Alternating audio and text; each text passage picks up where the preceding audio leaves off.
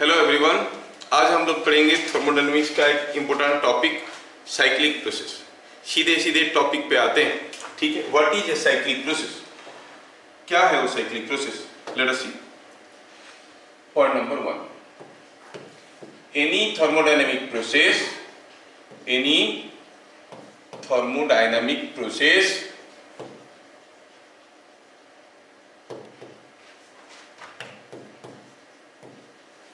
in which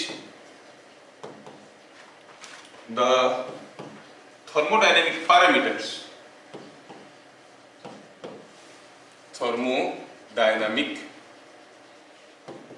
parameters undergo several changes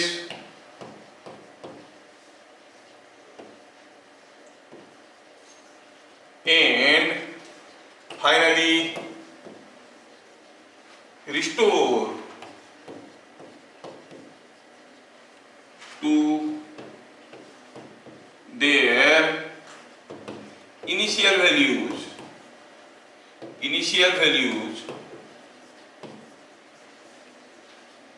is called a cyclic process। क्या है cyclic process? हम जानते हैं कोई भी एक थर्मोडायनामिक प्रोसेस को हम पीवी डायग्राम से रिप्रेजेंट कर सकते हैं। तो अगर ऐसा कुछ हुआ, कोई गैस को, मान लो एक सिंपल सा केस ले लेते हैं, कोई सिलेंडर में कुछ गैस है, आप उसको कंप्रेस किए, फिर उसको एक्सपांड किए, तो क्या हुआ?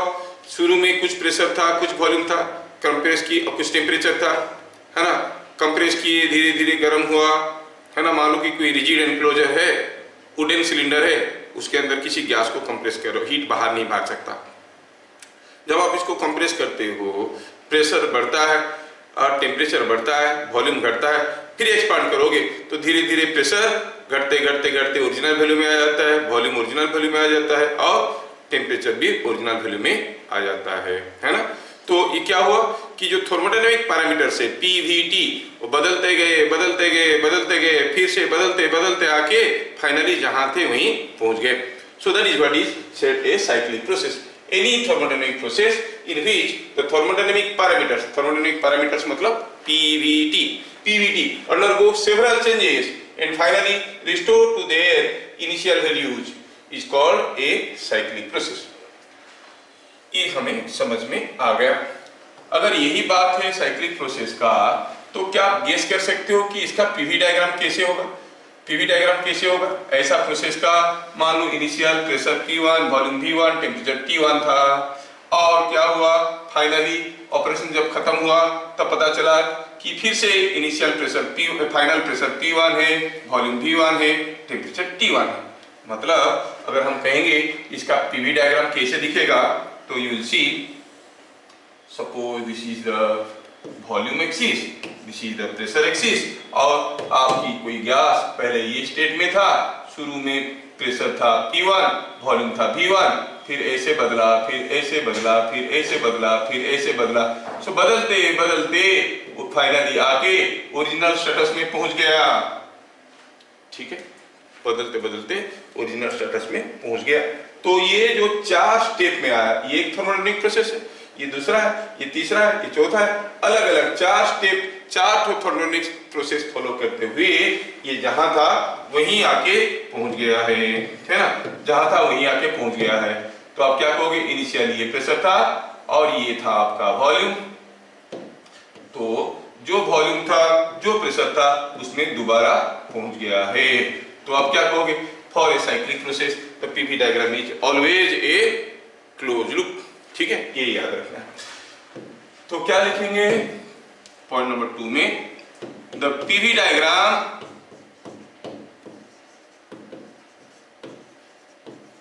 of such process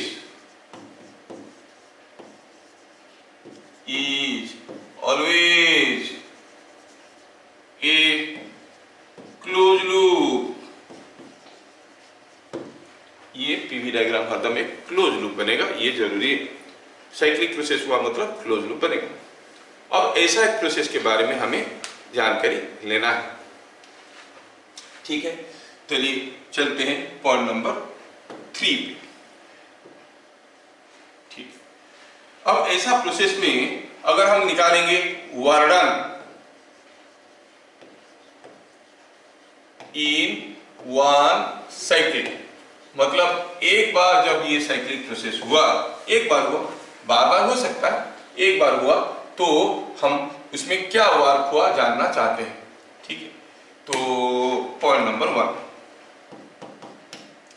वर्णन और delta W in each step is nothing but the area under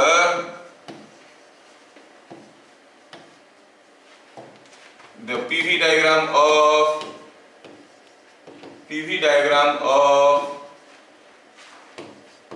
the step, है ना। कोई पूछेगा, कोई साइक्लिक प्रोसेस था, यहां से मान लो ये पॉइंट को ए देखते हैं, ये बी है, ये सी है, ये डी है। ठीक है, तो इसको मैं थोड़ा कॉपी करके ले लेता हूं ताकि मैं यहाँ पे भी बता पाऊंगा। Suppose I want to know the PV diagram, just a minute,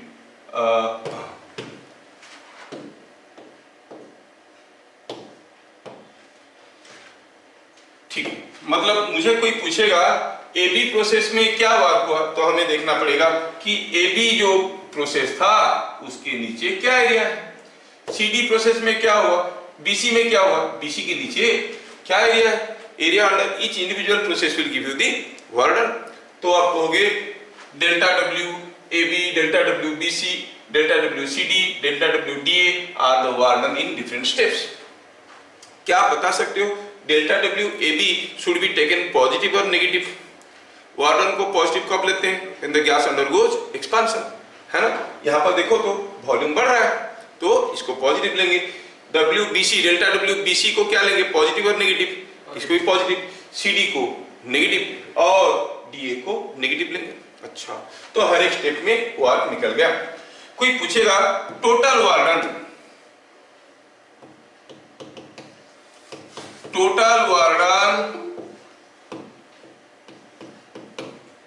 पर साइकिल, एक साइकिल में टोटल वार्डन कितना हुआ? एक बार जब ये गैस को P1 V1 स्टेप से घुमा के फिर से P1 V1 में ले आए, टोटल वार्डन कितना हुआ हम देखेंगे। हर एक स्टेप में जो वर्क हुआ निकालेंगे और जोड़ देंगे। That is equal to delta W in the process AB, delta W in the process BC, delta W in the process CD plus delta W in the process DA। हर एक step में work निकालेंगे, कुछ positive निकलेगा, कुछ negative निकलेगा, सबको जोड़ो तो टोटल वार्डन मिल जाएगा। तो अगर कोई पूछेगा व्हाट इज द वार्डन पर साइकिल, तो हम कहेंगे it is given by the work done in each individual steps. अब पीवी डायग्राम में मालूम है कि area under the diagram gives you the warden. अब ये पीवी डायग्राम में अगर देखेंगे, हम जहां से गए थे वहीं तो वापस आ गए, इसमें कैसे निकालेंगे? और अगर देखेंगे इसमें कैसे निकालेंगे वार्क, देखो तो सारा वार्क निकालेंगे। थोड़ा आप समझने की कोशिश करना, यहाँ पे थोड़ा सा दिमाग लगेगा समझने के लिए। मैं आपको क्या करता हूँ, यहाँ पे ये ग्राफ को थोड़ा यहाँ ले आता हूँ। चलो ये जो है पॉइंट, इसको यहाँ ले आए। Now I want to know what is the work done in the process ABC। अब कहोगे delta W AB plus delta W BC is delta W ABC, so that is same as delta W in the process ABC plus delta W in the process CDA। हाँ, ये भी समझ में आया। अच्छा, delta W in the process ABC में ये जो पॉइंट्स है इसको थोड़ा कुछ नाम देना चाहता हूँ। ये V1 को मिटाया, P1 को मिटाया, चलिए मैं इसको कुछ नाम देता हूँ E और इस पॉइंट को देता हूँ F। In the process ABC, what is the warden? That is positive because it is undergoing expansion. So delta W ABC क्या हुआ? Area under the diagram ABC। क्या कहेंगे? ये कहेंगे it is equal to area, कौन सा area? A B C F E A B C F E A हो गया पूरा का पूरा एरिया। देखो ये this area is coming to be the area under ABC है कि नहीं? और अगर हम सीडीए के नीचे क्या एरिया निकालना चाहेंगे, सीडीए में जो एरिया होगा वो क्या कहेंगे, डेल्टा डब्ल्यू सीडीए को क्या कहेंगे, it is area A D C F E A it is area कौन सा, A D C F E A. So delta W ABC हो गया बड़ा वाला एरिया, डेल्टा डब्ल्यू सीडीए हो गया छोटा वाला एरिया। बड़ा वाला एरिया को हम लोग पॉजिटिव लेंगे because the gas was undergoing expansion, छोटे वाला एरिया को क्या लेंगे, कंट्रैक्शन हो रहा था तो नेगेटिव लेंगे। तो टोटल वार्डन पर साइकिल क्या हो गया, यहाँ पर माइनस साइन आ गया। क्यों माइनस साइन आ गया, because this warden is negative of this area, है ना, this warden is negative of this area. अब थोड़ा ध्यान से देखें, यहां तक देखने के बाद चीजें आपको समझ में आ जाना चाहिए। क्या कह रहा है, अगर हम देखेंगे यहां पे, अब अगर यहां पे हम देखेंगे कि ये जो A B C F E area और ये जो आपका दूसरा वाला एरिया, दोनों का डिफरेंस आपको क्या दे रहा है। देखो तो A B C F E A B C F E A ये पूरा area minus A D C F E ये एरिया, बड़ा वाला एरिया माइनस माइनस छोटा वाला एरिया, ये एरिया को माइनस कर दिए बड़े वाले एरिया से, क्या बच गया देखो तो लूप एरिया है कि नहीं। So that is equal to area enclosed by the loop। कौन सा loop, A B C D A. कितना सिंपल हो गया। कोई एक इंडिविजुअल थर्मोडायनेमिक प्रोसेस में the warden was area under the diagram, in a cyclic process the warden is area enclosed by the diagram। इसके अंदर जो एरिया है that is the warden and that too warden in one cycle, मतलब एक बार ऐसे operate करेंगे तो that is the warden। ये ध्यान रखना है, वार्डन तो हर कोई याद रखता है बट वार्डन पर साइकिल याद नहीं रखते। एक बार अगर गैस को इस पोजीशन से इसमें, इसमें से इसमें, इसमें से इसमें, इसमें से इसमें लेके आए, टोटल कितना हुआ आपको, ए बी सी डी ए, ये area enclosed by the loop. अब ये जो ओवरऑल एरिया है, ये ओवरऑल एरिया पॉजिटिव होगा कि नेगेटिव होगा, ये भी हमें देखना है। पॉजिटिव होगा मतलब जब गैस एक्सपांड करता है तो पॉजिटिव होता है, कॉन्ट्रैक्ट करता है तो नेगेटिव होता है। लेकिन ये तो घूम फिर के अपनी जगह वापस आ गया। पॉजिटिव लेंगे कि नेगेटिव लेंगे, हमारा केस में देखिए, हमारा केस में पॉजिटिव एरिया ज्यादा था, नेगेटिव एरिया कम था, तो ओवरऑल एरिया पॉजिटिव होगा कि नेगेटिव होगा, पॉजिटिव होगा। लेकिन सोचो कि यही साइक्लिक प्रोसेस में एरो मार्क उल्टे होते, ऐसा ऐसा ऐसा ऐसा ऐसा उल्टा होता, एंटी क्लॉकवाइज होता, तो आप क्या कहते, आप कहोगे कि नेगेटिव एरिया ज्यादा हो जाए, वार्डन विल बी नेगेटिव। मतलब in a cyclic process work done is equal to the area enclosed by the loop, ये तो समझ में आया। But that area is positive area और negative area, that depends upon the orientation of the loop. If the loop is clockwise oriented, warden is to be taken positive, loop is anti-clockwise oriented, warden is to be taken negative। समझ में आया? तो क्या लिखेंगे, the warden in one cycle is equal to the area enclosed by loop, which is to be taken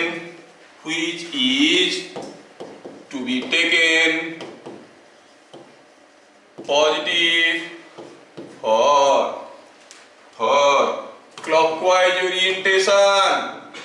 clockwise orientation of the loop,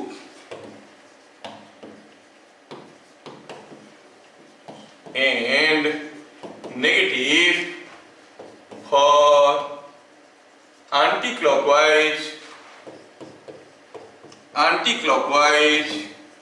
orientation of loop का clockwise orientation के लिए हम इसको पॉजिटिव लेंगे, एंटी क्लॉकवाइज ओरिएंटेशन के लिए इसको negative लेंगे।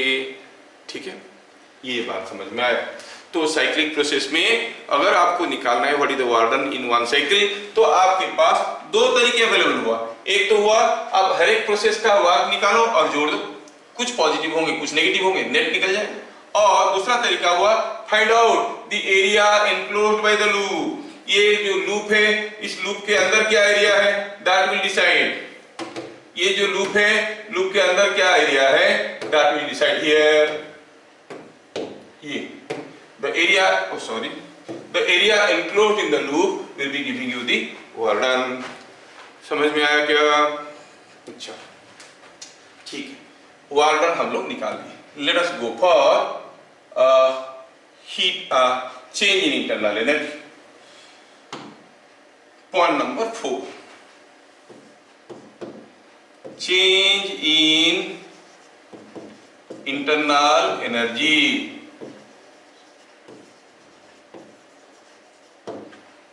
Change in internal energy, change in internal energy, let ऐसे लिखते हैं, let change in internal energy in individual states, let change in internal energy in individual states, in individual states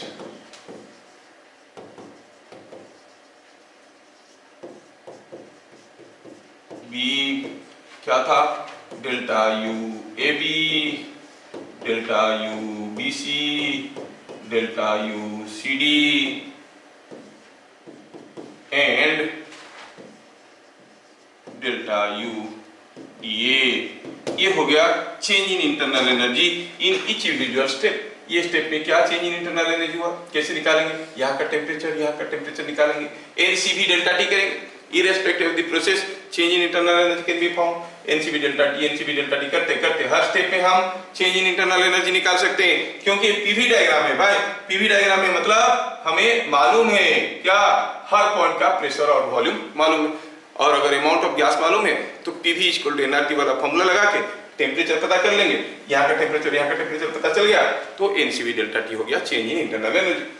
but then you see one thing, ये घूमते फिरते फिर से वहां पर आ गया। मतलब इनिशियली साइकिल का शुरू में जो टेम्परेचर था, at the end of the cycle same temperature है, बट तो overall change in temperature zero.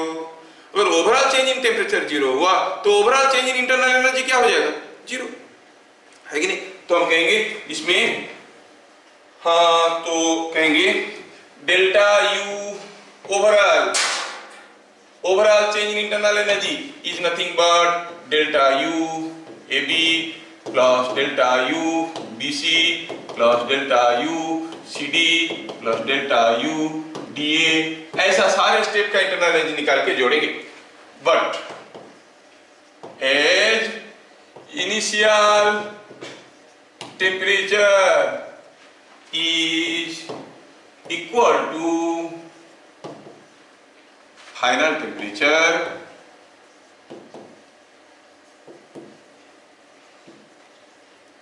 therefore delta T is equal to 0 and overall change in internal energy is NCV delta T, क्योंकि change in internal energy does not depend upon the process, it is NCV delta T for any process। NCV delta T is equal to 0। तो overall internal energy change कुछ नहीं होगा। जब cyclic process शुरू हुआ system में जो internal energy था, जब साइक्लिक प्रोसेस एक साइकिल कंप्लीट कर लिया तब भी इंटरनल एनर्जी सिस्टम में उतनी ही है, क्योंकि शुरू में जो टेम्परेचर था अब भी वही टेम्परेचर है। तो ओवरऑल कोई चेंज इन टेम्परेचर नहीं हुआ, तो आप कहोगे कि चेंज इन इंटरनल एनर्जी नहीं हुआ।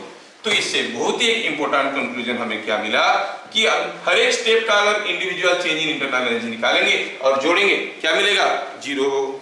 कहने का मतलब हुआ कोई 4 स्टेप वाला साइक्लिक प्रोसेस है, अगर आपको 3 स्टेप का चेंज इन इंटरनल एनर्जी दिया गया है तो 4 स्टेप का इंटरनल एनर्जी भी बता सकते हो। क्यों? क्योंकि sum of the 4 is equal to 0। समझ में आया क्या? तो हम क्या देखें यहाँ पे, delta U A B delta U BC, delta U CD and delta U DA all together produce zero result. ये एक इंपॉर्टेंट फॉर्मूला हो गया साइक्लिक प्रोसेस का.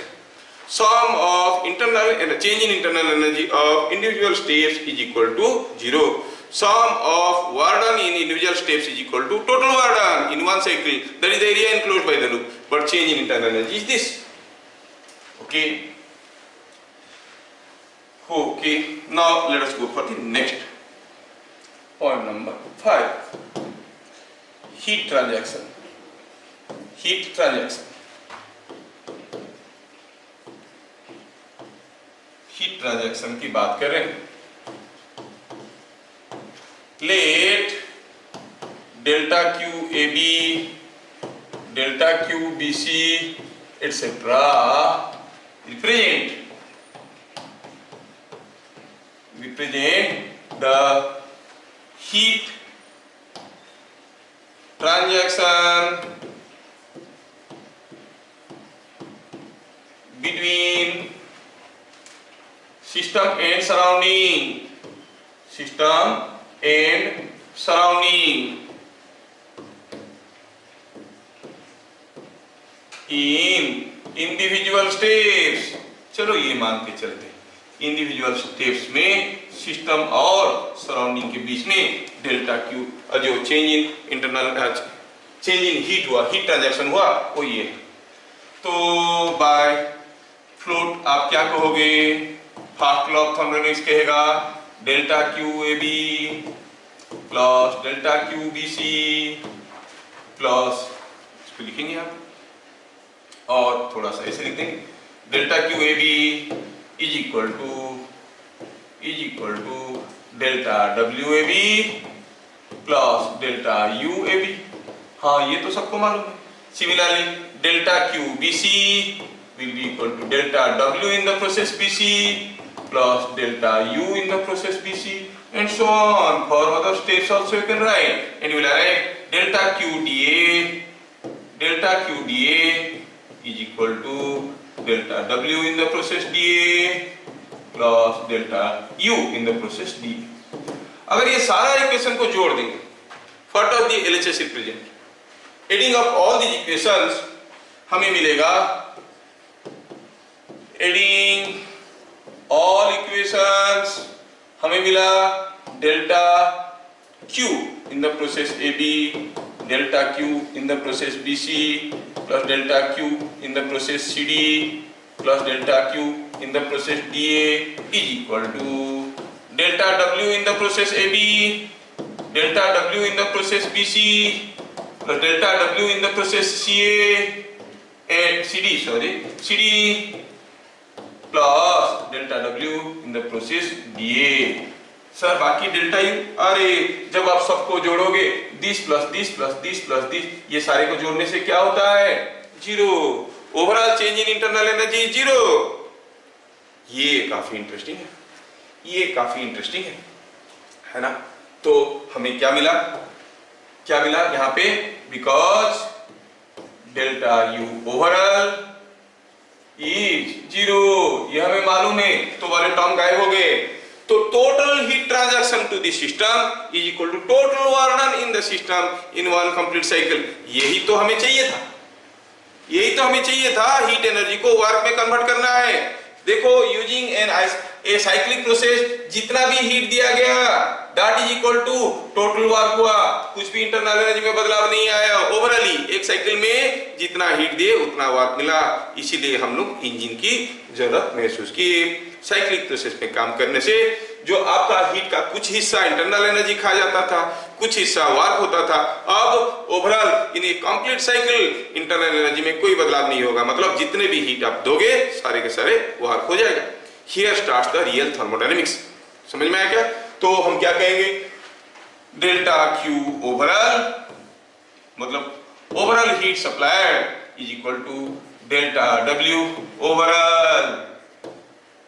सोच लो कितना इंटरेस्टिंग फैक्ट आया. कोई अगर एक साइक्लिक प्रोसेस दिया गया है, what is the total heat supplied to the system, area enclosed by the diagram, क्योंकि delta W is the area enclosed by the diagram. समझ में आ रहा? ये है इंटरेस्टिंग फैक्ट यहाँ पे। क्या यहाँ तक की चीजें सबको समझ में आया? Delta Q overall is equal to delta Q delta W overall. अच्छा, अब यहाँ पे delta Q A B is not equal to delta W A B. ये इंडिविजुअल इनके साथ बराबर नहीं, लेकिन इनका टोटल का सम बराबर है। इनमें से कुछ कुछ पॉजिटिव होंगे, कुछ कुछ नेगेटिव होंगे, है ना? कहां पर जहां पर हीट सप्लाई किया गया होगा सिस्टम को, वहां पर हम लोग डेल्टा क्यू को पॉजिटिव लेंगे। जहां पर हीट रिजेक्ट हो गया होगा सिस्टम से, वहां पर डेल्टा क्यू को नेगेटिव लेंगे। जहां पर एक्सपांशन हो गया होगा, वहां पर वार को पॉजिटिव लेंगे। जहां पर कंप्रेशन हो गया होगा, वहां पर वार को नेगेटिव लेंगे। तो ये कोई जरूरी नहीं है कि डेल्टा क्यू ए बी के साथ डेल्टा डब्ल्यू ए बी का क्या रिलेशन है। It all depends upon the individual thermodynamic process of individual state. लेकिन total heat supplied is equal to total work done, यही हमें चाहिए था। समझ में आ गया? तो हम क्या देखें यहाँ पे, ये जो स्टेटमेंट आया delta U overall is equal to 0, इसको याद रखना, ये बहुत ही इंपॉर्टेंट है। दैट इज व्हाट इज, अगर हम कहेंगे इफ Q1 इज टोटल, इसको हम दूसरे पॉइंट में लिखेंगे, I write it in a different point. ये पॉइंट नंबर 5 था, will go for point number 6। If Q1 is total heat supplied, Q2 is total heat rejected by system। ये heat supplied to system, ये heat rejected by system। total heat supplied to system, ये bye system. तो सोचो, तो हमारा delta Q overall आपको क्या देने वाला है? Q1 is heat supplied to system, Q2 is heat rejected by system. तो आप क्या कहोगे? डेल्टा क्यू ओवरऑल क्या हो जाएगा? Q1 माइनस Q2, है ना? क्योंकि डेल्टा Q1 क्या था? डेल्टा क्यू ओवरऑल क्या था? Delta Q1 plus delta Q2 plus delta Q3। तो जो पॉजिटिव होंगे वो they will all together represent Q1, जो नेगेटिव होंगे they will all together represent Q2। So Q1 minus Q2, है ना? तो क्या मिला? Q1 minus Q2 is equal to ये Q1 minus Q2 is equal to delta W overall. लेकिन ये Q1 माइनस Q2 क्या है? कोई सिस्टम को हम 20 कैलोरी हीट दिए ड्यूरिंग द एंटायर प्रोसेस, अलग अलग स्टेप में 2 कैलोरी, 6 कैलोरी, 8 कैलोरी, ऐसे करके 20 कैलोरी हीट दिए। और कुछ स्टेप में वो हीट रिजेक्ट किया, कुछ स्टेप में हम इसको हीट दिए, सपोज टोटली 20 कैलोरी हीट दिए, और जो रिजेक्ट किया वो हमको नहीं दिया। We supplied heat but it rejects heat to the surrounding, that is a loss. वो हमको हीट वापस नहीं कर रहा है। जब किसी गैस को कंप्रेस करते हैं, टेम्परेचर बढ़ जाता है, हीट भाग जाता है, एक्सक्यूज मी, हीट भाग जाता है, हीट हमें नहीं मिल रहा है वापस, that is a heat loss of the system. समझ में आ रहा है क्या? तो यहाँ पे हम टेक्निकली डिफरेंट टर्म को जान ले। Q1 is heat supplied to the system and Q2 क्या है? Heat rejected by system. Heat rejected by system can be otherwise understood as heat lost in process.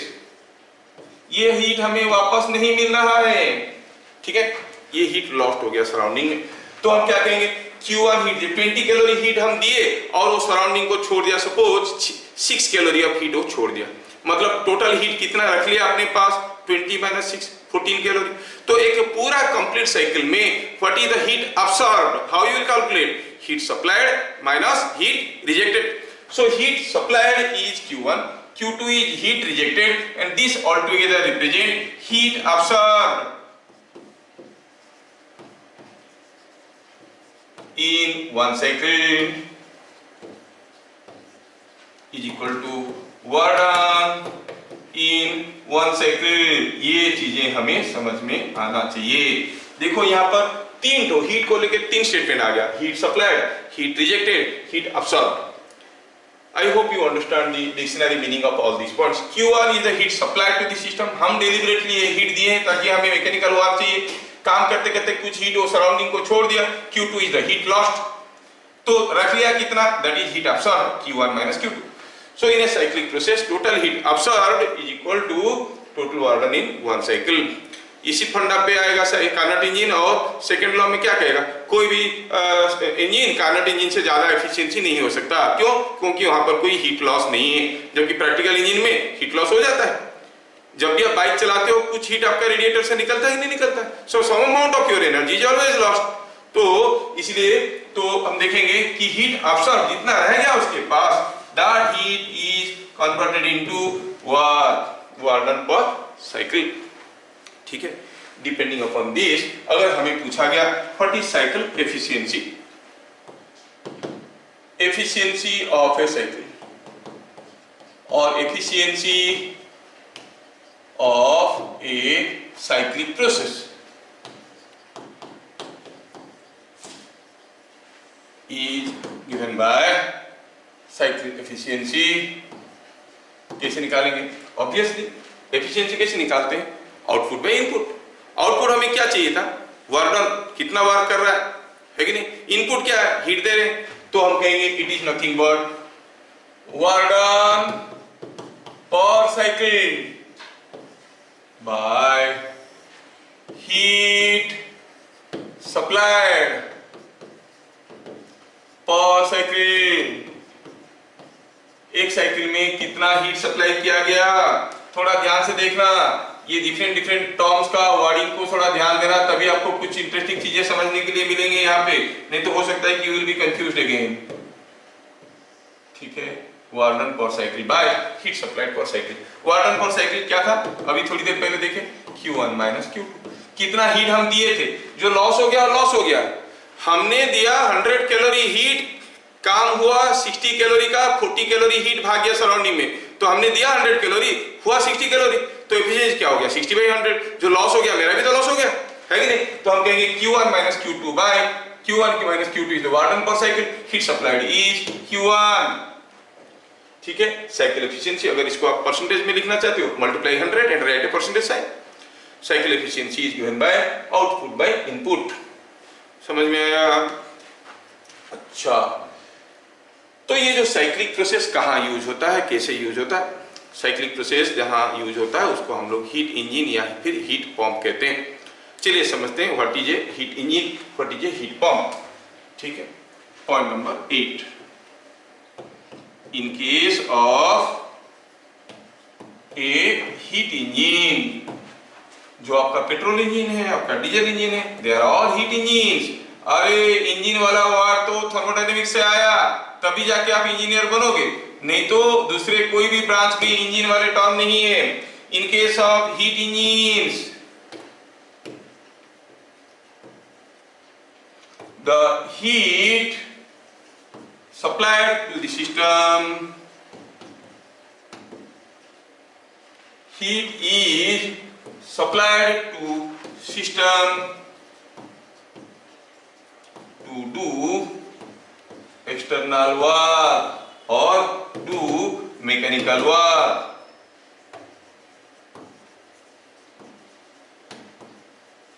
Mechanical work, ठीक है। इसका मतलब ये कुछ वर्क करता है, work is done by the system, means work done will be taken positive और negative when work is done by the system. कब कोई सिस्टम वर्क किया हम कहेंगे, जब मान लो कि ये पिस्टन है, सिस्टम की प्रेशर इसके ऊपर ऐसे फोर्स दे रहा है, अगर ये पिस्टन ऐसे भागने लगा, ये पिस्टन ऐसे भागने लगा, तो हम कहेंगे गैस उसको ढकेलते हुए ले रहा है, work is done by the system, है कि नहीं, एक्सपेंशन है, so will take it positive. तो इसका मतलब हुआ in case of engine some positive work is done, है कि नहीं। मतलब इसका साइक्लिक प्रोसेस कैसे होगा, क्लॉकवाइज की एंटी क्लॉकवाइज। इंजन एक बार नहीं चलता है, आप बुलेट चलाते हो तो धुक धुक धुक धुक धुक धुक धुक धुक चलते रहता है, continuously it is operating, continuously it is operating, cyclically it is operating. तो आप क्या कहोगे, तो यहाँ पर जो साइक्लिक प्रोसेस होगा वो जो that will be A close loop in PV diagram, वो क्लॉकवाइज ओरिएंटेड होगा कि एंटी क्लॉकवाइज ओरिएंटेड होगा। पॉजिटिव वर्क के लिए कैसा ओरिएंटेशन होना जरूरी था, अरे वही तो भूल जाते हो तुम लोग, हाँ, इट शुड बी क्लॉकवाइज अभी अभी तो देखे थे शायद, ये clockwise orientation, negative for anti-clockwise orientation, one will be taken positive. So for any heat engine, अगर आपको कोई पीवी डायग्राम दिखा दिए और पूछे बताओ ये जो PV diagram corresponds to an engine और a refrigerator, आप देख के बता दोगे ये इंजन है कि रेफ्रिजरेटर है। अगर क्लॉकवाइज ओरिएंटेशन हुआ है तो ये किसी ना किसी एक इंजन का होगा, समझ में आया? So PV diagram is a clockwise oriented loop, ठीक है। थोड़ा आपको बता देंगे तो और अच्छा लगेगा। क्या होता है, जैसे आप कोई बाइक यूज करते हो, कहते हो कि 125 सीसी बाइक है, 150 सीसी बाइक है, बुलेट वगैरह कितना आ गया 225 में से कुछ आ गया नहीं, हाँ 350 सीसी बाइक, क्या मतलब है? क्या मतलब है? पहले बताओ क्या मतलब आप समझते हो? जब किसी एक गाड़ी का सीसी ज्यादा है तो उसका पिकअप कैपेसिटी ज्यादा है कि माइलेज ज्यादा है? पिकअप कैपेसिटी ज्यादा है। It has nothing to do with the mileage. कितने ज्यादा पिकअप ले सकता है, कितने जल्दी स्टार्ट करके भाग सकता है, इसके ऊपर डिपेंड करता है। ये माइलेज को रिप्रेजेंट नहीं करता है कितना सीसी है। होता क्या है, आई टेल यू। सपोज हम कहेंगे, I am talking about A 2 stroke engine. Suppose 2 stroke engine, double stroke engine जिसको कहते हैं। सपोज देखो यहाँ पे हुआ यूं है कि ये कोई एक सिलेंडर है। थोड़ा सा बता देंगे तो आपको भी अच्छा लगेगा। और कौन बताएगा आपको? मैं नहीं बताऊंगा तो और कौन बताएगा? फिर इंजीनियरिंग पढ़ोगे नहीं पढ़ोगे, क्या पढ़ोगे क्या मालूम, इंजन के बारे में कोई जानकारी नहीं रहेगा। अगर बाई चांस मेडिकल पढ़ने लगे तो इंजीनियरिंग तो गया हाथ से। तो ये कोई एक सिलेंडर है, ठीक है, ये कोई एक सिलेंडर है और यहाँ पे क्या है, एक ऐसे छोटा सा ऑब्स्टैकल है और यहाँ पे क्या है, यहाँ पे है एक पिस्टन जो मूव कर सकता है। ये पिस्टन है, ये पिस्टन अभी इसमें ऐसे मूव कर सकता है, लेकिन ये आएगा तो यहाँ तक ही आएगा। ये ऑब्स्टैकल है ना। अच्छा, सिमिलरली इधर भी 2 ऑब्स्टैकल है, इधर भी एक ऑब्स्टैकल है। Just see, I am trying to do it. यहाँ पर भी एक ऑब्स्टैकल है, यहाँ पर भी एक ऑब्स्टैकल है। ये अब क्या हुआ, यहाँ पर फ्यूल इंजेक्शन पॉइंट्स रहते हैं। फ्यूल ऑयल इधर आने के लिए रास्ता रहता है, इधर भी रहता है, ठीक है। अच्छा, जब ये ऑयल इधर से आता है, ये जो वॉल्यूम रह गया ना, पिस्टन यहाँ तक नहीं आ सकता। सिलेंडर का ये जो वॉल्यूम रह गया, इसका कितना वॉल्यूम है, that is what is called clearance volume. Mechanical engineering अगर बाई चांस पढ़ोगे तो ये सब चीजें पढ़ोगे, ठीक है। क्लियरेंस वॉल्यूम कहते हैं। मतलब इससे मतलब कि पिस्टन आके यहाँ पर ठोकेगा तब भी इतना गैप रह जाएगा। जब ऑयल भरेगा, इसमें ऑयल भरेगा ये जगह में, इसका कैपेसिटी कितना, उसके हिसाब से बाइक का नाम होता है 100 CC, 125 CC, 350 CC and so on. मतलब अगर ये 100 सेंटीमीटर क्यूब का स्पेस है यहाँ पर खाली जगह, तो तेल भरेगा तो 125 सीसी का भरेगा, इसमें 100 सीसी का भरेगा। अब क्या होगा, ये ऑयल में आग लगेगा। अब आग किसी के भी पीछे लगा दोगे तो भागता है कि नहीं? तो इसके पीछे लगाओगे तो क्या करेगा, ब्लास्ट करेगा। जैसे ब्लास्ट करेगा, ये पिस्टन को फेंकेगा जोर से इधर, तो ये पिस्टन भागेगा इधर। जब ये पिस्टन इधर भागेगा तब आपको क्या मिलेगा, ओह सॉरी, जब ये पिस्टन इधर भाग रहा है, आप देखोगे मान लो इस पोजीशन पे आया है, हो क्या रहा है, गाड़ी चल रहा है कैसे, थोड़ा ये अरेंजमेंट बता दे आपको, ठीक है। ये पिस्टन इधर भाग रहा है तो क्या हुआ यूं है कि यहाँ पर कोई एक अरेंजमेंट ऐसा है, ये एक दूसरा शाफ्ट लगा है इसके साथ ऐसा, है ना। ये शाफ्ट के साथ कोई दूसरा शाफ्ट लगा है ऐसा, अच्छा ठीक है। ये एक दूसरा शाफ्ट लगा है, इसको थोड़ा घुमा के बनाते हैं। ये एक शाफ्ट लगा है इसके साथ ऐसा। मजा आ जाएगा अगर आप समझने की कोशिश करोगे तो इंजन कैसे होता है। हाँ, हम लोग थोड़ा अपना टॉपिक से बाहर जा रहे हैं, लेकिन जानने की लायक चीज है। और यहाँ पर होता क्या है, यहाँ पर होता ये है कि यहाँ पे एक क्रैंक पिस्टन अरेंजमेंट होता है। ये हो गया कोई एक चीज जिसके साथ ये लगा हुआ है इसके साथ। चलो मानते हैं कि ये कोई हो गया पिस्टन अरेंजमेंट, और इसमें हुआ क्या है, ये घूम सकता है। किस एक्सिस में घूम सकता है, इस एक्सिस में घूम सकता है। और यहां पे हुआ क्या है, it is connected like this, ठीक है, ठीक है। तो इसमें क्या होगा, ये सब जॉइंट्स है, यहाँ पर जॉइंट है, यहाँ पर जॉइंट है। जैसे ये इसको पुश करेगा तो क्या होगा, सोचो तो, ये इसको पुश करेगा, ये इसको पुश करेगा, ये इसको घुमाने की कोशिश करेगा, यहाँ पे कनेक्टेड है, ये इसको घुमाने की ऐसे कोशिश करेगा। जब ये पिस्टन इधर को मूव कर रहा होगा, you must be able to imagine, जब ये इधर जाएगा, इसको इधर को पुश करेगा, इसको इधर को पुश करेगा, ये इसको ऐसे ऐसे ऐसे ऐसे घुमाने की कोशिश करेगा। जब वो यहां तक घुमा लेगा, मतलब ऐसा अरेंजमेंट किया गया होगा, ये सिलेंडर का लेंथ और इसका डायमीटर ऐसे बनाया गया होगा। जब ये पॉइंट यहां पे होगा, ये एक एंड में होगा, जब ये यहां पे होगा, ये वाला पॉइंट दूसरे एंड पे होगा। समझ में आ रहा है क्या, ये वाला पॉइंट दूसरे एंड पे होगा। पिस्टन आ गया यहां तक, धक्का खा के, यहाँ पर 125 सीसी का बाइक था, डबल स्ट्रोक इंजन है, और ब्लास्ट किया यहाँ से, ये भाग के आया। जैसे आके यहाँ पर पहुंचा, तब तक ये वाला हिस्सा आके यहाँ पर पहुंच चुका है, ये आधा घूम चुका है।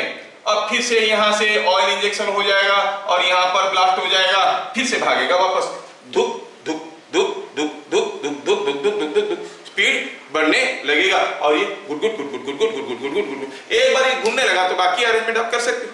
एनीथिंग इज रोटेटिंग, इसके साथ किसी शाफ्ट लगा के, गियर अरेंजमेंट लगा के दूसरी चीज को चलाओ, कुछ भी करो। This is what is the engine. I am not necessarily saying for a bike, कोई जनरेटर के साथ अटैच्ड इंजन भी हो सकता है। तो चलने में जो दुक दुक दुक दुक दुक दुक आवाज आ रहा है, ये ऐसा, ये तो हुआ डबल स्ट्रोक इंजन, ठीक है। जब यहाँ पर था, इधर फ्यूल इंजेक्शन हो जाएगा, इसके साथ स्लाइड करते हुए कुछ टैप ऐसे ऐसे चल रहा होगा। जब ये इधर पहुंचेगा, ये वाला खुल जाएगा, जब ये इधर पहुंचेगा, ये वाला खुल जाएगा, तो ऑयल ऐसे आते रहेगा। और आपकी जो स्पार्क प्लग है, उसके अंदर स्पार्किंग होता है, the spark plug will continuously make sparking in that, so petrol will burn. समझ में? और हर बार जब एक्सप्लोजन होगा, ये घूमने लगेगा। That means what is happening, you are taking heat energy, you are giving fuel to produce heat energy, that heat energy is utilized in doing external work. So some positive amount of work is done by the system gases. Cyclic process is positive. आजकल तो MPFI system आ गया, नाम भी सुने होंगे, multi point fuel injection. Multi point fuel injection मतलब इसमें बहुत सारा जगह होगा जहां पर ऑयल इसमें इंजेक्ट कर रहा होगा। जैसे जैसे ऑयल इंजेक्ट करेंगे तो एक बार इधर नहीं, बीच बीच में भी करेगा तो स्मूथ होगा। नहीं तो इसको यहां से यहां तक फेंकने के लिए जोर से ब्लास्ट करना पड़ता है, यहां तक फेंकेगा। अगर हम यहां पर एक बार ब्लास्ट करेंगे, यहां पर एक बार ब्लास्ट करेंगे, यहां पर एक बार ब्लास्ट करेंगे, छोटे छोटे ब्लास्ट करेंगे, तो इसके ऊपर ज्यादा स्ट्रॉन्ग बनाने की जरूरत नहीं है, स्मूथली चलता है और बहुत जोर से धूप धूप धूप धूप नहीं करता, ऐसे करके चलता है।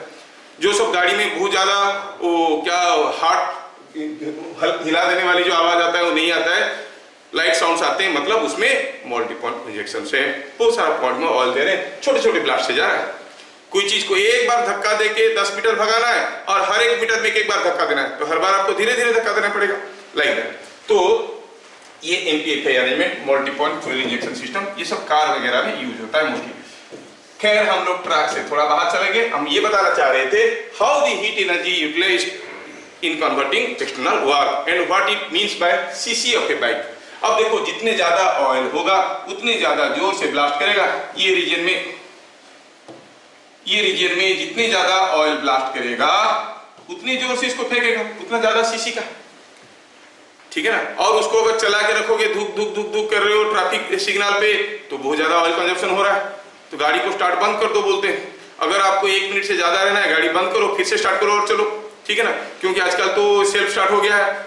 सेल्फ स्टार्ट मतलब सेल्फ स्टार्ट का मतलब ऑटोमेटिक स्टार्ट नहीं, सेल्फ का मतलब ऑटोमेटिक नहीं है, सेल्फ का मतलब है सेल्फ इंडक्शन। आगे आगे पढ़ेंगे सेकेंड ईयर में सेल्फ इंडक्टेंस। जैसे कोई कैपेसिटर को कंडेंसर कहते हैं, वैसे कोई कॉइल को सेल्फ, ठीक है, सेल्फ कहते हैं, उस कॉइल को सेल्फ कहते हैं। तो उसी में जो हाई वोल्टेज क्रिएट करता है, स्पार्क क्रिएट करता है, इसलिए उसको सेल्फ कहते हैं। सेल्फ का मतलब जैसे माई सेल्फ, हिम सेल्फ बोलते हैं ना, हम लोग सोचते हैं वो वाला सेल्फ, वो वाला सेल्फ नहीं है, स्पेलिंग वही है लेकिन मतलब कुछ अलग है। सेल्फ इंडक्शन के कारण होता है, तो इसलिए उसको सेल्फ कहते हैं। एनीवे, तो आप भी सुने होंगे काफी बार गाड़ी का सेल्फ खराब हो गया है। सेल्फ खराब हो गया मतलब there is a coil, simple coil एक है, वो कॉइल खराब हो गया तो उसको सेल्फ कॉइल कहते हैं। एनीवे, तो यहाँ पे हम लोग अभी मैकेनिज्म देख लिए। अब हमें सोचना है कि what is a heat pump. ये जो बात की है हम लोग किसके बारे में बात किए, it was about heat engine. चलिए हम देखते हैं what is a heat pump. Point number 9, शायद ये पॉइंट नंबर 8 था, yes, point number 9, heat pump क्या है। पहले सोचो कि ये हमारे पास कोई एक क्लास खत्म करने से छुट्टी करूंगा, उससे पहले नहीं छोड़ूंगा, बारिश हो रहा है, कोई काम नहीं है आपको, बाहर कुछ खाना पीना नहीं है, घर में बैठ के क्लास करो, जो ड्रॉप करेगा बहुत गाली खाएगा मेरे से। हाँ, तो अभी इसमें क्या हुआ है, आई टेक 45 मिनट्स मोर। तो इसमें हुआ क्या है, मान लो कि ये कंटेनर है, ये कंटेनर में मजे लेके पढ़ोगे तो मजा आ जाएगा। ये कंटेनर है, इसमें मान लो कुछ पानी रखा हुआ है, ये दूसरा कंटेनर है, इसमें भी पानी रखा हुआ है, लेकिन थोड़ा सा पानी रखा हुआ है। अभी अगर इन दोनों को मैं naturally by some pipe join कर देता हूं तो क्या होगा, automatically water will flow from the high pressure to the low pressure, और ये चलने लगेगा, ये उतरने लगेगा, फाइनली दोनों का लेवल बराबर हो जाएगा। Energy will flow from higher potential energy configuration to lower potential energy. लेकिन हम चाहते हैं कि यहां से एनर्जी इसमें वापस आए, यहां का पानी इसमें आ जाए। क्या करेंगे, क्या करेंगे, you have to connect a pump. आपको यहाँ पे एक पंप कनेक्ट करना पड़ेगा, you have to connect a heat pump, sorry a pump यहाँ पर कनेक्ट करोगे, जिसके सहारे आप क्या करोगे, यहाँ से पानी को इसमें फेंकोगे यूजिंग ए पंप। जैसे कुएं से पानी निकालते ओवर टैंक में जाता है, खुला छोड़ दो तो ओवर टैंक से नीचे आ जाना चाहिए, लेकिन कुएं से हम ऊपर फेंक रहे हैं क्योंकि यूजिंग ए पंप। तो पंप क्या कर रहा है, ये पानी को लोअर पोटेंशियल एनर्जी कॉन्फ़िगरेशन से हायर पोटेंशियल एनर्जी कॉन्फ़िगरेशन में ले रहा है, तो ये अरेंजमेंट को पंप कहते हैं। Similarly similar term is developed heat pump. Heat pump मतलब heat energy always flows from higher to lower potential. अगर हमें lower heat energy always flows from high temperature to lower temperature, अगर हमें लो temperature से heat निकाल के high temperature में पहुंचाना है, लो टेम्परेचर से हीट निकालेंगे, कहां छोड़ेंगे, हाई टेम्परेचर में। जो डिवाइस हम यूज करते हैं उसको कहते हैं हीट पंप। जैसे लोअर पोटेंशियल एनर्जी से हायर पोटेंशियल एनर्जी को पानी लेने के लिए जो यूज करते हैं उसको वाटर पंप कहते हैं। सिमिलरली लोअर टेम्परेचर से हीट निकालना है, जैसे रेफ्रिजरेटर के अंदर होता है, कोई चीज मान लो रखा है अंदर 10 डिग्री सेंटीग्रेड में, बाहर का टेम्परेचर है 21 डिग्री सेंटीग्रेड, अंदर का चीज थोड़ी देर के बाद 10 से घट के 5 हो गया, मतलब उसका हीट निकल गया, गया कहाँ, वो सराउंडिंग में चला गया, बाहर चला गया। मतलब आप लो टेम्परेचर से हीट निकाल के 21 डिग्री सेंटीग्रेड में छोड़ रहे हो। So your refrigerator is a heat pump. How it operates?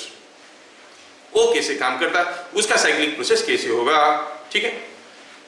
अब उसका साइक्लिक प्रोसेस कैसे होगा जानने के लिए थोड़ा आपको एक इमेजिनेशन लेना पड़ेगा।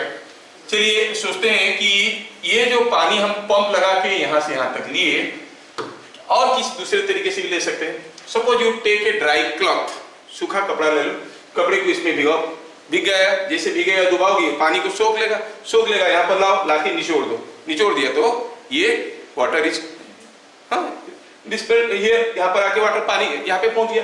फिर लो यहाँ पे फिर से एक्सपांड कर दो उस कपड़े को, फिर से वो पानी को सोख कर लेगा, फिर लाके यहाँ पर निचोड़ दो, फिर पानी आ जाएगा। That way also you are doing they exactly the same thing happens inside a refrigerator. उसमें क्या है कि कूलेंट है, फ्रीयर कहते हैं। उसमें क्या है कि रेफ्रिजरेटर का ये अंदर वाला, सपोज ये कोई रेफ्रिजरेटर का अंदर का फ्रीजर है, यहाँ पे कोई चीजें रखे हुए हैं, इन लो टेम्परेचर में है, ऑलरेडी 10 डिग्री सेंटीग्रेड में, और बाहर का टेम्परेचर 21 डिग्री सेंटीग्रेड है। हम क्या करते हैं, यहाँ पर कुछ पाइप अरेंजमेंट्स रखते हैं। ये पाइप अरेंजमेंट है, चलो ये कुछ पाइप है जिसके अंदर से गैस जा रहा है, कंडक्टिंग पाइप है, ये कंडक्टिंग पाइप है। हम क्या करते हैं, ये जो पाइप है इसके गैस को यहाँ पर एक्सपांड कर देते हैं। गैस को एक्सपांड कर देंगे, बहुत ज्यादा स्पेस दे देंगे तो एक्सपांड कर देंगे। एक्सपांड कर देने से क्या होता है, टेम्परेचर फॉल कर जाता है।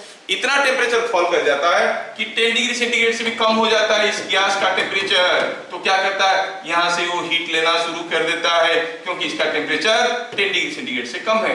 फिर इसको जब बाहर लेके आते हैं उस गैस को बाहर ला के क्या करते हैं, उस गैस को हम क्या करते हैं, यहाँ पे जोर से कंप्रेस कर देते हैं। You know, in every refrigerator there is a compressor. आप लोग सुने होंगे कंप्रेसर क्या काम है वहां पर, वो गैस को कंप्रेस करता है, इतना जोर से कंप्रेस कर देता है कि उसका टेम्परेचर बहुत ज्यादा हो जाता है। मान लो कि इतना जोर से कंप्रेस कर दिया कि टेम्परेचर बन गया 30 डिग्री सेंटीग्रेड, सराउंडिंग टेम्परेचर कितना था 21, तो हीट यहां से भाग गया, अरे वेटिंग, तो अंदर लाके एक्सपांड कर दिया। जैसे कपड़े को यहाँ पर आप एक्सपांड कर रहे थे, यहाँ पर निचोड़ लेते थे, एक्सपांड कर लेते, निचोड़ लेते थे। एक्सपांड करने में पानी को ऑब्जर्व करता था, निचोड़ लेने से पानी निकल जाता था। एक्सपांड करने से ये टेम्परेचर लो हो जाएगा, हीट को ऑब्जर्व कर लेगा, कंप्रेस कर लो, टेम्परेचर बढ़ जाएगा, हीट को बाहर भगा देगा। In that way continuously heat is extracted from inside to outside. So the refrigerator is called a heat pump, क्योंकि लो टेम्परेचर से हाई टेम्परेचर में हीट को ले रहा है। अब यहां पर क्या हो रहा है, कंप्रेशन हो रहा है, मतलब द वार्डन इज पॉजिटिव और negative, negative warden is negative, overall work done is negative, because compression करने के लिए मेहनत लगता है, एक्सपांड करने के लिए तो खुला छोड़ दो, खुद ही एक्सपांड हो जाएगा। किसी गैस को एक्सपांड करने के लिए मेहनत करने की जरूरत नहीं है, कंप्रेस करने के लिए ही मेहनत लगता है। तो overall work done is negative here as per thermodynamic definition. तो ये जो साइक्लिक प्रोसेस में चलता है उसमें ओवरऑल वार्डन इज नेगेटिव, मतलब ये साइक्लिक प्रोसेस का ओरिएंटेशन कैसे होगा, क्लॉकवाइज होगा कि एंटी क्लॉकवाइज होगा, एंटी क्लॉकवाइज होगा। So a PV diagram for heat pump is always anti clockwise in sense. समझ में आया? आपको पीवी डायग्राम देख के पता चल जाना चाहिए कि ये हीट पंप है कि हीट इंजन है। चलिए, आपको ये चीजें समझ में आ गया तो अच्छी बात है। In case of heat pumps, किसको कहते हैं? आप रेफ्रिजरेटर को कह सकते हो। In case of heat pumps, heat is extracted from the system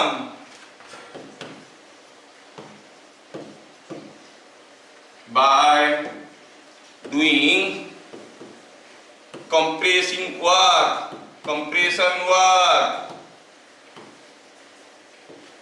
on the gas of the system. So overall Warden is negative. Why? Because it is a compression process. Compression process है तो Warden is negative. Hence, cyclic process of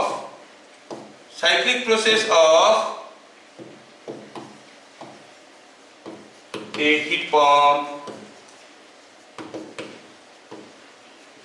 is anti-clockwise oriented.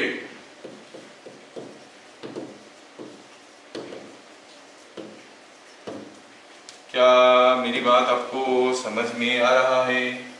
Is it understood? अरे समझ में आ रहा है कि नहीं आ रहा है? कोई कुछ बोल नहीं रहा है। ये सर बड़े दया कर रहे हैं आप लोग। तो ये देखें कि जो हीट पंप है that is involving A anti clockwise cyclic process. Heat pump के बारे में डिटेल्स में देखेंगे, कोएफिशिएंट ऑफ परफॉर्मेंस देखेंगे, इंजन के लिए तो हम लोग देख चुके हैं, तो ये हम देख लिए। कभी कभार ऐसे आता है कि अगर आपके घर में एसी नहीं है, रेफ्रिजरेटर है, तो एसी लगाने की क्या जरूरत है? रात में रेफ्रिजरेटर खुला छोड़ दो और सो जाओ, रूम ठंडा हो जाए, है ना? तो ये क्वेश्चन काफी बार बहुत सारे स्कूल एग्जाम में भी आ चुका है। If a refrigerator is left open inside room, the room temperature will increase और डिक्रीज। ये बात है, रूम टेम्परेचर विल इंक्रीज और डिक्रीज ऐसे पूछेगा। और खुला छोड़ देंगे तो रूम टेम्परेचर बढ़ेगा कि घटेगा? सोचो, जो रेफ्रिजरेटर है या हीट पंप है उसका एफिशिएंसी तो 100% नहीं है। हम कुछ वर्क करते हैं, कुछ हीट निकालते हैं, और उसमें हम देखेंगे कि सपोज हम 100 कैलोरी वर्क किए और पता चला 70 कैलोरी हीट को निकाल पाए, बाकी लॉस हो गया। वो कंप्रेसर का सबका जो अपना एफिशिएंसी वगैरह है उसके हिसाब से, हर एक डिवाइस का अपना अपना एफिशिएंसी है, पूरा एनर्जी को कन्वर्ट नहीं कर पाता है, फ्रिक्शन है, एयर रेजिस्टेंस है, बहुत कुछ है। तो 100 कैलोरी हीट आप दिए, 70 कैलोरी आप हीट 100 कैलोरी आप वर्क करोगे, सपोज इतना वर्क करोगे तो इतना हीट एक्सट्रैक्ट हो रहा है, delta Q is the heat extracted. मतलब अगर आप फ्रिज को खुला छोड़ दोगे तो क्या होगा? ये फ्रिज है, खुला चल गया, अब अंदर वाला जो एयर है इससे 70 कैलोरी जब वो बाहर हीट छोड़ेगा, वो कितना इलेक्ट्रिकल एनर्जी लेगा? 100 कैलोरी ऑफ इलेक्ट्रिकल एनर्जी लेगा, क्योंकि उसको चलाना है। सोचो आपके घर के अंदर कंटिन्यूअसली एनर्जी इनपुट हो रहा है, क्योंकि जो रेफ्रिजरेटर से हीट आउटपुट हो रहा है वो कहाँ हो रहा है? उसके पिछवाड़े हो रहा है, पीछे से तो हीट निकल रहा है रेफ्रिजरेटर का। रेफ्रिजरेटर का पीछे से हीट निकल रहा है, अब देखो कि पीछे से गर्म है, पीछे से हीट निकल रहा है, तो सोचो एक रूम है, रूम के अंदर इलेक्ट्रिसिटी सप्लाई है और एक रेफ्रिजरेटर रखा है, तो उसमें क्या है, आप कंटिन्यूअसली हीट इसको सप्लाई किए जा रहे हो, इलेक्ट्रिकल एनर्जी रूम के अंदर जा रहा है, कहाँ क्या किस में कन्वर्ट हो रहा है, इट इज एक्सट्रैक्टिंग हीट, तो ओवरऑली रूम का टेम्परेचर बढ़ेगा कि नहीं बढ़ेगा, continuously the room is absorbing energy, room के अंदर एनर्जी बढ़ रहा है, रूम से बाहर नहीं जा रहा है, तो टेम्परेचर तो ग्रेजुअली बढ़ेगा ही बढ़ेगा। हाँ, अगर आप दिमाग लगा के कहोगे, या अगर ये क्वेश्चन आया, if a refrigerator is left open inside a room what will happen to the room temperature, you will write it will gradually increase, कुछ देर के बाद देखोगे रूम टेम्परेचर बहुत गर्म हो गया, ठीक है, बहुत ज्यादा हो गया। हाँ, अगर रेफ्रिजरेटर यूज करके आप रूम को ठंडा करना चाहते हो तो आपको क्या करना पड़ेगा, ये जो रेफ्रिजरेटर है, इस रेफ्रिजरेटर का पिछवाड़ा को किसी खिड़की के साथ एडजस्ट करके रख लो, मतलब रूम के अंदर हीट घुसेगा, इलेक्ट्रिसिटी घुसेगा, जो हीट छोड़ेगा वो खिड़की से बाहर छोड़ रहा है, जैसे कूलर से आप छोड़ते हो, है कि नहीं, खिड़की से बाहर छोड़ रहा है, मतलब you are taking some electrical energy, using that the heat of the room is being extracted through the window to the outside, तो रूम ठंडा हो जाएगा, ये हो सकता है, रूम तो ठंडा हो जाएगा। लेकिन refrigerators are not design for continuous operation, कोई कंप्रेसर इतना ज्यादा समय के लिए काम नहीं कर सकता, वो डेलिकेट होते हैं, थोड़ी देर चलते हैं फिर वो बंद हो जाते हैं, है ना, थोड़ा सा टेम्परेचर होने के बाद उसमें थर्मोस्टेट रहता है, बंद कर देता है। So using a refrigerator it is never wise to cool a room. आप बोलोगे मैं खिड़की के पास रखा हूं, हाँ, खिड़की के पास अगर रखोगे पक्का है कि रूम का टेम्परेचर घटेगा, लेकिन रात भर खुल के रखोगे आप ठंडे हो जाओगे, फ्रिज गर्म हो जाएगा और खत्म हो जाएगा, ठीक है। So that is what we have to see. तो ये सारा चीज हम लोग देख लिए। तो कोई अगर हम देखेंगे PV diagram for a heat pump, क्योंकि डायग्रामेटिकली सारा चीज हमें अक्सर याद रहता है, कोई हीट पंप को देखेंगे तो हीट पंप में एंटी क्लॉकवाइज ओरिएंटेशन होता है। सर इसे स्मूथ कर्व क्यों बना है? अरे इससे भी स्मूथ हो जाता है, depending upon the what is the process used. आप जो इंजन बोल रहे हो ना, there are hundreds of types of engines, ठीक है। कार्नोट इंजन आपका बुक में है जो कि टोटली हाइपोथेटिकल है, वैसा इंजन एग्जिस्ट ही नहीं करता है ना। Hundreds of different types of engines are there, तो इसीलिए तो अलग अलग कंपनी का बाइक का अलग अलग रेट होता है, किस किस्म का इंजन अरेंजमेंट किया है, कहाँ पर फ्यूल इंजेक्ट करता है, कहाँ पर कैसे कितना वर्क करवाता है ना। तो ये पीवी डायग्राम है फॉर ए साइक्लिक प्रोसेस, जिसमें हम देख रहे हैं कि जो हमारा साइक्लिक प्रोसेस है which is anti clockwise oriented, जबकि in case of heat engine it was clockwise. चलिए सीधे सीधे कुछ क्वेश्चंस पे चलते हैं।